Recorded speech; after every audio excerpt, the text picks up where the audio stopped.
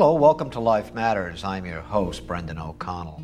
Well, an important ballot initiative is a referendum, I believe, is coming up here in November of 2012 that is a life issue. And we've had several guests thus far on the show looking at various aspects. And today we have the director of Second Thoughts, which is an organization that I'll let him explain what it is. His name is John B. Kelly. He's the director of Second Thoughts. Well, welcome, John Kelly. Thank you, Brendan. John, what is Second Thoughts? How did it come into existence and that sort of thing? Second Thoughts is an organization of disability rights activists in the state of Massachusetts, and our full name is Second Thoughts, People with Disabilities, Opposing the Legalization of Assisted Suicide. And we've come together to oppose Question 2, the referendum measure on the ballot which would legalize assisted suicide. And we chose the name Second Thoughts because on the surface, this is something that can look good to a lot of people, including people with disabilities. We value autonomy and independence, and disability rights advocacy is focused a lot on ensuring those things for people with disabilities. And this can sound appealing at first, but we want to point out the dangers that will come from looking closely at the bill, which we think will lead to people having second thoughts. Well, could you talk to us about what some of those dangers might be? Well, first off is the entire proposal is based on a unfounded belief in the accuracy of a terminal diagnosis. What the bill does is it allows people who have received a terminal diagnosis, which means reasonable medical opinion expects you to die within 6 months, those people would be enabled to get a lethal prescription in order to take their own lives. From a doctor? From a doctor getting a prescription. Mm-hmm. And those terminal diagnoses are just often wrong. We recently saw an article in the New York Times talking about some guy who thought the bill was so great, and yet he'd been diagnosed as terminal 2 years earlier. The other thing about the diagnosis issue is that we all know that doctors make mistakes sometimes. And if you get the incorrect diagnosis, if a doctor says you have cancer X and it looks like you'll be dead in a few months, and it turns out you have cancer Y and it's actually quite treatable, we don't want people making mistakes and losing years and months of their lives by mistakenly taking their lives early or, based on wrong information. All right. One of the shows we had here, someone had sold all his property and went and lived a wild life, and then it turns out he was okay. He was physically all right. Now, how about as far as how it's written, how this particular referendum is written? Are there problems with that? Well, first of all, it uses a lot of euphemisms, calling it death with dignity. They talk about when the person dies by this suicide, the doctor is required to list the cause of death as the underlying condition rather than the act of suicide itself. And then there's no investigative authority. There's no provisions for referring people for prosecution to authorities when abuses do happen. And they will, because we've seen them happen out in Oregon. Other problems with the bill are that an heir can be one of the witnesses. The bill requires 2 people to witness the written request of a doctor for the terminal, for the drugs, and that would nullify a will, for example, for an heir to be the witness. And so when we're talking about a social policy for the entire state, we have to be aware that this is not going to just be a few people making choices out of a range and people completely empowered and in charge of their lives, but this is going to hit the whole society. And there are people who are not as in control, people who are vulnerable to coercion, people who might have financial interests, who might be making an elderly person or a person with a terminal diagnosis, encouraging them down the road towards assisted suicide. And we've seen that out in Oregon, which is essentially the same law as proposed here. And what is involved what does a doctor actually prescribe? The prescription is usually for Seconal. It's a barbiturate, and I think there's 90 capsules or 100 capsules that are actually prescribed. And what the person is required to do is to mix that powder out of the capsules into some food and eat it quickly enough so that they can get all of the lethal dosage in their body before they pass out from the effects of the drug. And are there any, now in reading the thing, they say they have safeguards. Are these true safeguards, or are they not necessarily, they say they have safeguards and they're not followed through? These safeguards are for show. For example, one of the safeguards they say is that the person must self-administer, but no witness is required when the pills are taken. So that ends up just being an empty recommendation. So no witness is required, there's no follow-up, and after the drugs are prescribed, the state takes no interest in what happens to them. So there are lots of prescriptions that were written out in Oregon and filled, and we don't know what's happened with those pills. So we don't know if they committed suicide or not. What here in Massachusetts, would it be listed on your death certificate as having taken suicide pills? No, it would be listed as cancer or ALS or whatever condition that you had that the doctor estimated that you were terminal. So this is very important for the proponents of the bill because they want to change our social understanding of suicide in this circumstance into a rational decision without stigma. And so they want to have it not be noticed that they're actually killing themselves. I see. And how are disabled people, you're in a wheelchair, how is your community viewing this? Are you viewing it, how are you viewing it? Well, disabled people come from all strata of society, so there are different opinions, but among disability leadership, national organizations, and local leaders in the disability rights community, we're pretty much opposed to this bill because we see it as basically putting into social policy an understanding of death as a rational response to disabling conditions. If you go and look at the Oregon reports, which are prepared yearly, they don't show us much. It's just filled out by a doctor who prescribed the drugs, but they will list certain features that the person who wanted to commit suicide requested, such as loss of dignity or loss of ability to do favorite activities. But then we also see loss of control of bodily functions. We see feeling like a burden on family. And the very same descriptions that are used to disqualify our lives is what is driving this assisted suicide movement.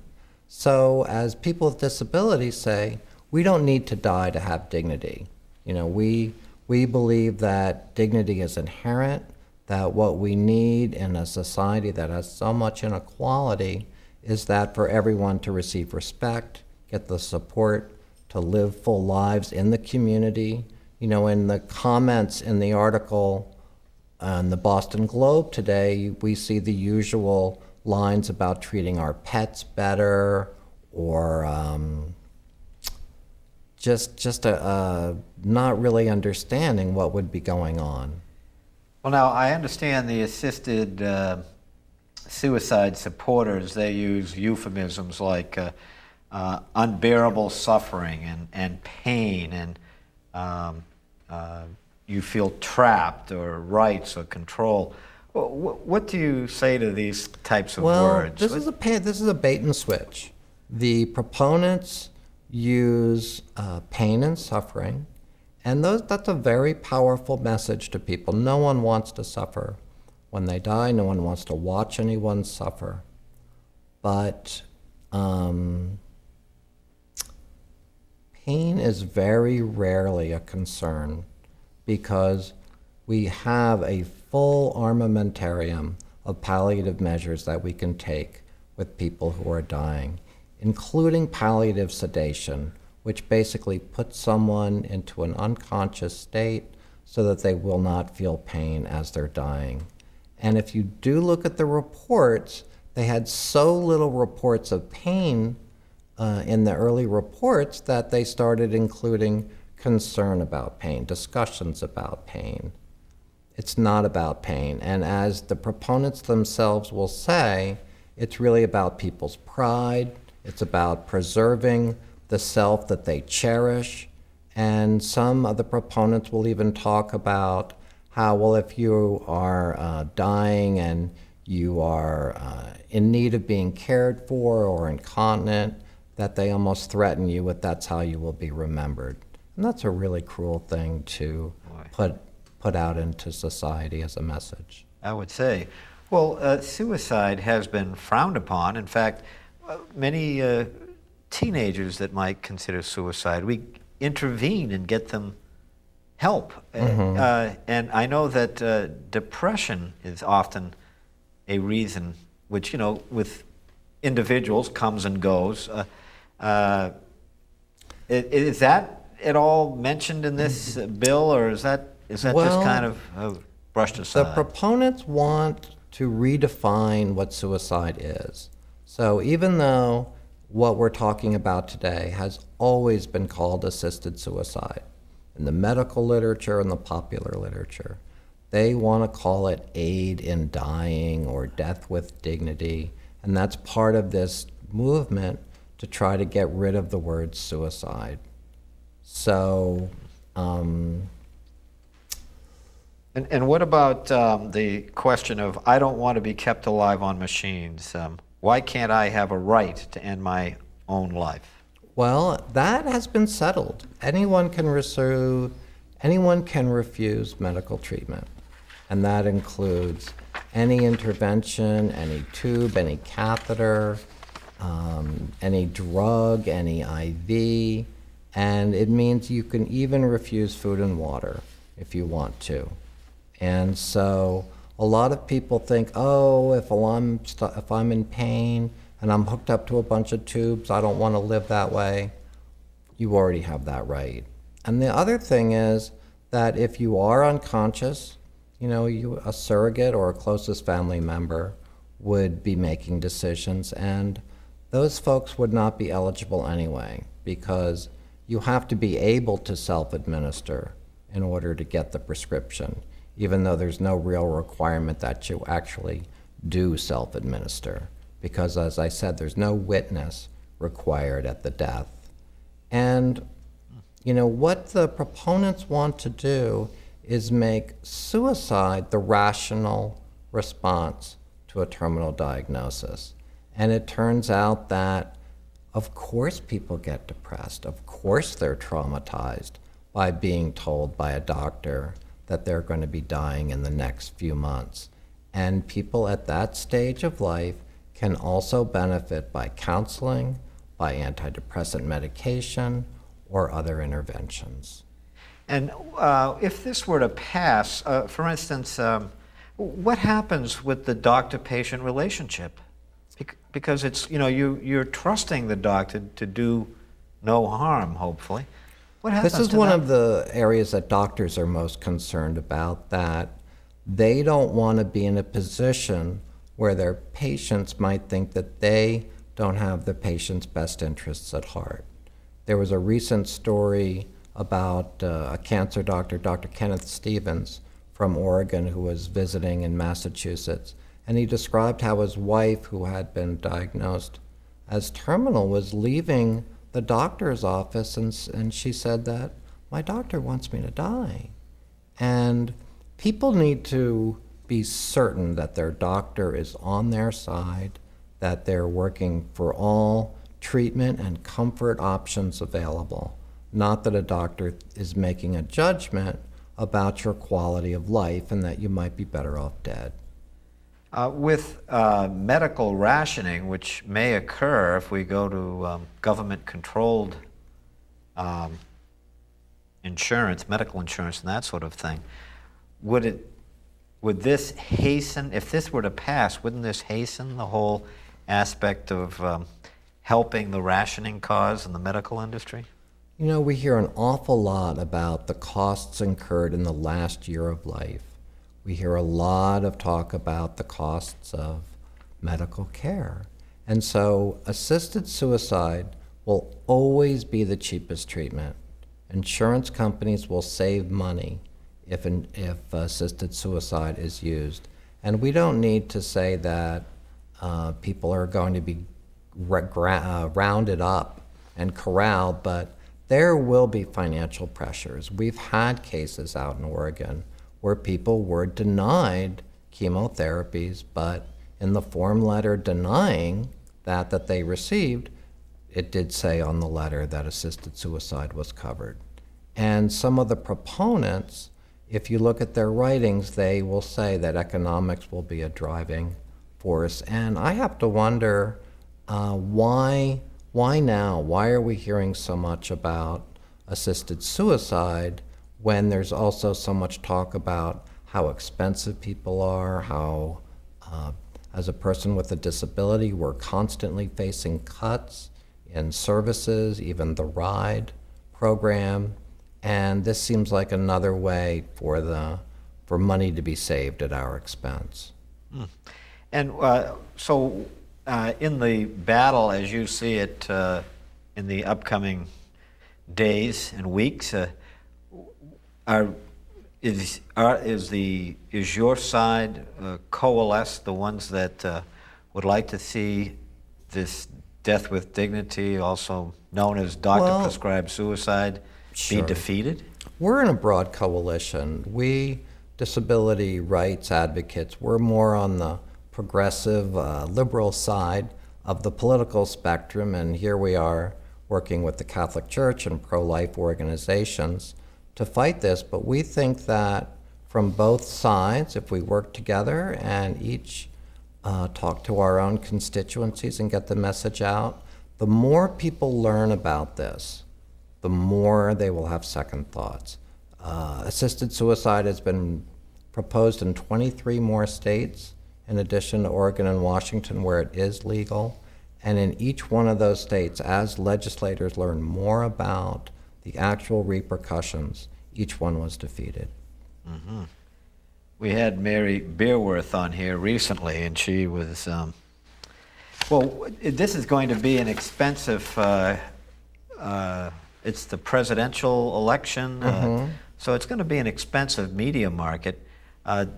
Does the other side, the Compassion and Choices, Hemlock Society side, do they have a lot more money? Are they going to be spending a lot of television or radio money? I heard that they're going to be going up with advertising in October, and hopefully our side can raise enough money to counter that message, but also through social media, through local cable, to get our message out. We, people with disabilities, we're accustomed to being excluded from the discussion, and we want to make sure that our voice is heard. What the media is all too likely to do is to make this a contest between people of religious faith and people of secular, scientifically oriented, and that's a battle that the other side will win.